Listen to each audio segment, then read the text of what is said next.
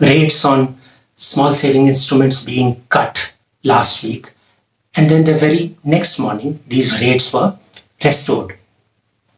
All that has left investors a little bewildered, and most of them now also harbor that sneaking suspicion that these high rates on small savings schemes may not last for so long. So, what should you do with your with small savings investments? And that is what we will discuss today. Most experts are also of the view that a cut on small savings rates is inevitable. Some experts say that the government wants lower rates within the economy. Therefore, it is bound to cut these rates. That is why it has retained them for only 1 quarter. And once this April to June quarter gets over, these rates will be up for reconsideration once again. Since a mechanism already exists for aligning these small savings rates to market rates, experts say that it is inevitable that this will happen sooner or later. When it happens will depend on whether the government wants to incentivize you to save more or it wants you to spend more. If it wants you to save more, it might keep the rates higher, and vice versa. Now, the next question that arises is, if these rates are cut, will it be such a big tragedy? Now, it would seem a tragedy if you only focus on the headline number, on the nominal rate of return that these products pay. On the other, but experts say you should ideally look not just at the nominal rate of return, but also at the real rate of return. Say, in today's environment, the average CPI-based inflation over the last 6 months has been at around 4%. If these small savings products pay you something more than 6%, you would get a 2% plus real rate of return. That is the same as getting, say, a 12% rate of return in a scenario where the average inflation rate is at around 10%. In both these scenarios, you will be getting a real rate of return of around 2% plus. So you should not just focus on the headline number, but also look at the real rate of return. And if you're getting something of around 2% plus, you should be comfortable holding these products. But in the future, as interest rates go down, it may not suffice to have a purely fixed income portfolio. You need to decide on an asset allocation that you are comfortable with. You must include equities, fixed income, and gold within your portfolio. And then you have to hold on to this asset allocated portfolio for the long term. If you go with a purely fixed income based portfolio, you will have to settle for lower returns. Now, to return to small savings products, what does one do in the current scenario? Of course, if you have surplus money, it would be good to invest in products that are still offering the highest rates. The government, as we said, is bent on keeping interest rates low within the economy, so it makes sense to lock into the best rates of return. But even there is a nuance. You can't really lock in returns into every product, as we shall see. Word of advice is that any decision you make regarding where to invest in these small savings products should be based on the current rates of return. Do not try to guess what these rates of return will be 3 months or 6 months down the line.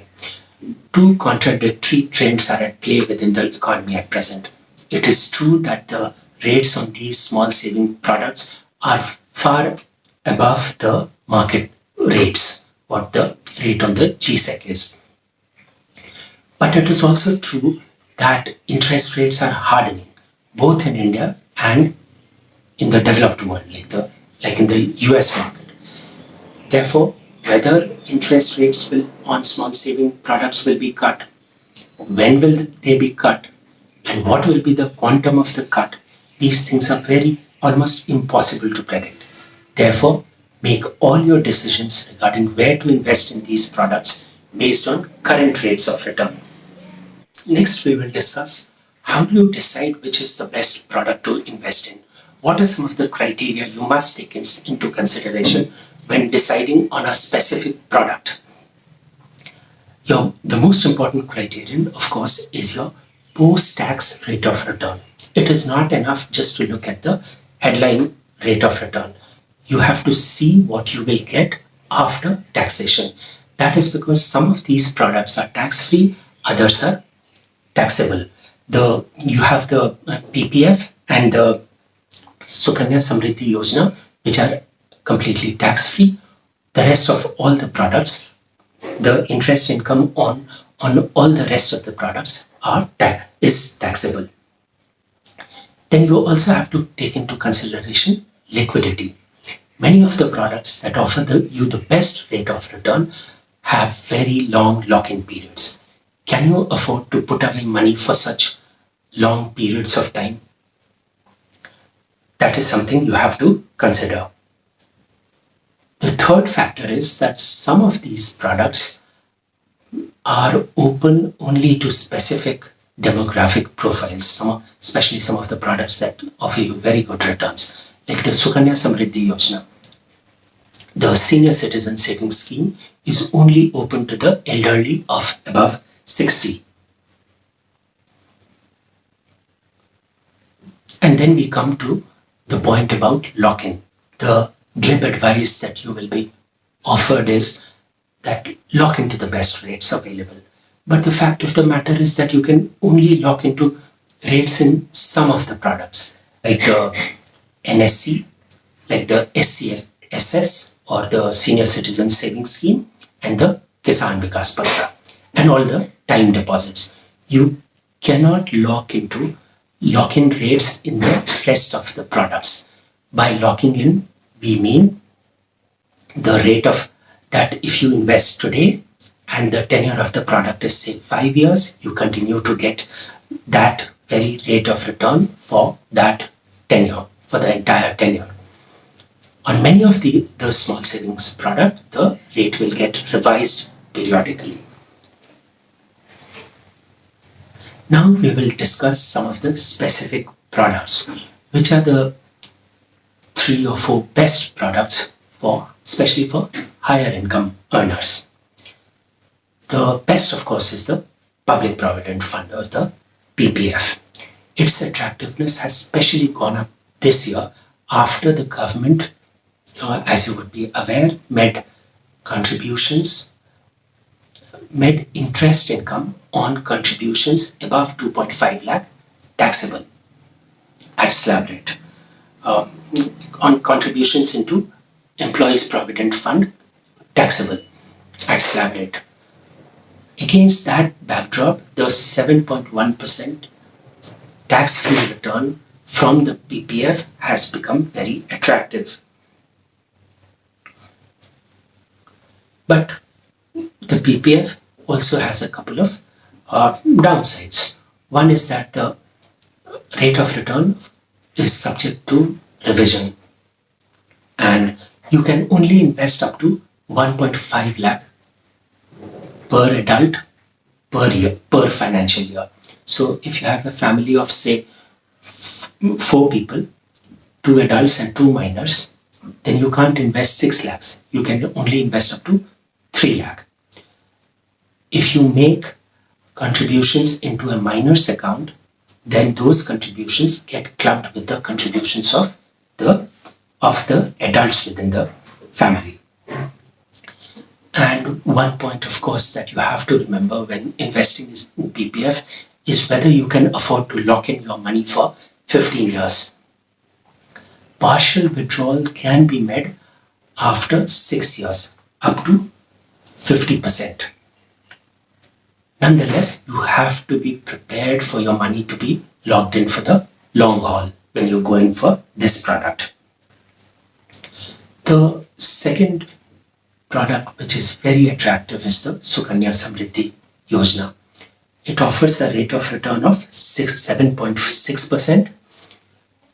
It offers a rate of return of 7.6%, which is tax-free. Like the PPF rate, this one too is subject to revision. And you can only invest up to 1.5 lakh rupees per girl child per financial year. Now, the Sukanya Samriddhi Yojna also comes with fairly restrictive withdrawal limits. You can only make the withdrawal the first time after your girl child has become 18 years old or has passed the 10th standard. The final withdrawal at maturity can only be made 21 years after opening the account. So if you opened the Sukanya Samriddhi Yojna account when your girl child was 5 years old, the final maturity amount can be withdrawn at 26. However, if the girl child is getting married and she is already 18, then you can also withdraw the entire amount. So if she is getting married at say 22, you can make the final withdrawal. Next, we will discuss the Senior Citizen Savings Scheme. This is a very attractive product for the elderly with a return of 7.4%, but the interest rate is taxable. Senior citizens will be given the benefit of Section 80C deduction at the time of investing. And the good thing about this product is that payouts are made every quarter. So that helps with the cash flows of senior citizens who may not have a regular pension as many people today, as is the case with many people today. You can invest 15 lakhs per person. A couple can invest up to 30 lakh in these products. So any senior citizen who has adequate amount of savings for emergencies and who has savings in other products which are more liquid should definitely go ahead and use this product to the hilt. That is, invest 15 lakh if you're single and 30 lakh if you're a couple. Next, in order of attractiveness, you have two products. One is the Kisan Vikas Patra and the National Savings Certificate. The Kisan Vikas Patra will pay you 6.9%. The interest income is taxable, but it comes with a lock-in of 124 months, something that you have to be aware about. The National Savings Certificate or NSC comes with it offers you an interest rate of 6.8%, also taxable. When you make an investment in NSC, you get the benefit of Section 80C deduction. There is one point that is unique about the NSC, which is that any interest income that you earn from this product is deemed to be reinvested, and the next year you get 80C deduction on that interest income. Say in this financial year, you invest 100 rupees in NSC. That will earn you 6.9 rupees as interest income. Now next year, that amount will be deemed to be reinvested in NSC, and you can get Section 80C benefit on that 6.9 rupees of interest income. I hope you found this presentation useful and it will help you make the right investments in small savings products. Thank you very much. If you like this video, share it and subscribe to Business Standard. For more news, views, and insights, log on to www.business-standard.com. Do also follow us on YouTube, Twitter, Facebook, Instagram, Telegram, and LinkedIn.